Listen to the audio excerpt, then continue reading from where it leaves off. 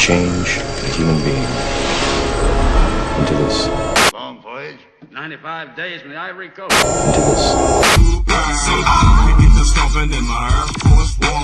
That system is our enemy,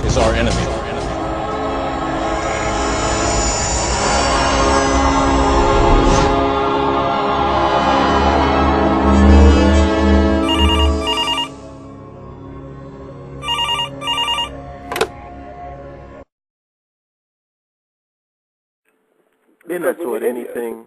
And to be honest with you, when you see the police there, like this whole thing about the police being public servants is a joke. What the police are there to do is to trick you out of your rights. Whenever you have a police officer stop you in your vehicle, his line of questioning is not there to look out for your interests as a citizen. He's there to trick you out of your rights. Well, I hate saying rights. I have a whole thing on this rights thing. But trick you out of these so-called rights and privileges that you enjoy. You know, like if you notice, and this is a trick the police do, and I hope that my family will get the picture. When somebody asks you a question, say no. Right. Because if they have a so-called right to be doing what they're doing, they wouldn't be asking you. So when they say stuff, can I look in your car? No, you can't. Right. Any question, say no to.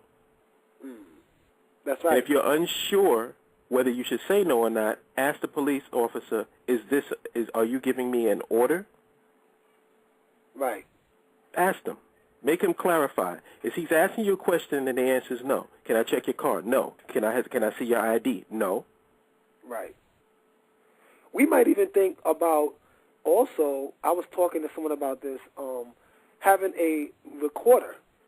Because the car, according to your Fourth Amendment, when you're in your vehicle, that's almost like being in your house.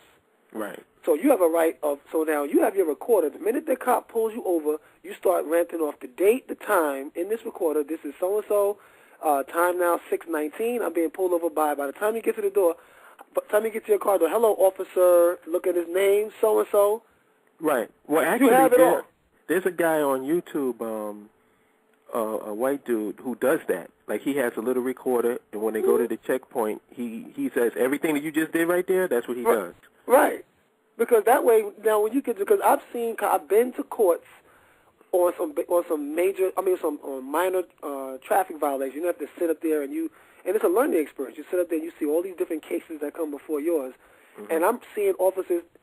The guy saying the officer did one thing, and the officer saying he did another, and then the judge looks at the guy and says, well, are you saying that my officer is lying? So it's their word against yours anyway. So it's better to have some type of... Yeah, his officer. Isn't that some shit? His officer. See, this is kind of an aside to the topic, but it's still relevant. The police are soldiers and bodyguards for the state, the so-called state that doesn't exist. It's just a figment of everybody's imagination, because there is no state. And the basic principle is this. What creates the connection between the so-called citizen and the government is a duty to protect. So what you do is you give your allegiance for a duty of protection. But the trick is the Supreme Court has already established that the government has no duty to protect you. So if there's no duty to protect, then there is no citizen. If there's no citizen, there can't be any body politic, which means there can't be any state. And to make it sound more in layman's terms, if a police officer gives you a ticket and you go to court, if you want to throw the whole thing out of whack,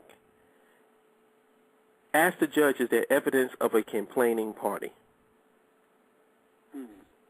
Because if somebody is saying that you injured them, who is that person? Because you have a right to cross-examine them. Right. Good luck trying to cross-examine the state. Oh, no. And they can't say the state is the ground, because you can't take the ground and put it on the stand. No, you're right. So the state is supposed to be this body politic, which doesn't exist. It's all legalese bullshit. So that's just another layer of why I'm so pissed with this cop situation. And any organized community does not have to deal with this. You don't hear about police brutality in Italian neighborhoods. You don't hear about police brutality in Asian and any other neighborhood where the people of that neighborhood control the economics of the neighborhood. You don't hear about police brutality.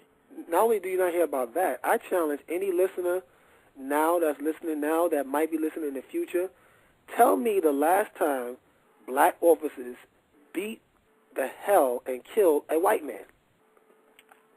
When was the last time that happened?